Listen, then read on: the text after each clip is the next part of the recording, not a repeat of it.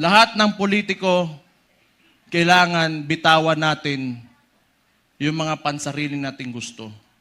We have to be selfless public servants. Unang-una yan sa lahat kung gusto natin talaga umangat itong bansa natin. Sabihin na natin, may nakawan nangyari, bigayan ng pera, whatever. That should be enough. Nagkaroon na kayo ng presidente that tolerated it. So what's next? Dadagdagan nyo pa? Nagpasarap na kayo ng sobra-sobra, gusto nyo pa? You know, kung swerte na kayo sa buhay, it's time you give back to the people.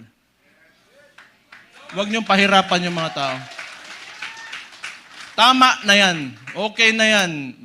Siguro yung mga anak nyo maka-aral sa abroad, you can eat, in a very nice restaurants. Tama na yan. That's okay. Isang ulo lang naman ang kailangan namin. Ang ulo ni Bongbong Marcos!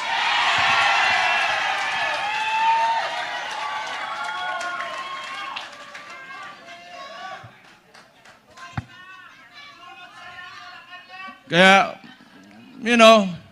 this coalition, if you cannot approach me, you approach Mike Defensor, you approach Bebot Alvarez, you, the congressman, I'm talking to you, if you want to defect, talikuran nyo na yan because alam nyo, kayo, mga politiko, nakatira kayo sa Pilipinas, huwag nyo sirain ang bahay nyo.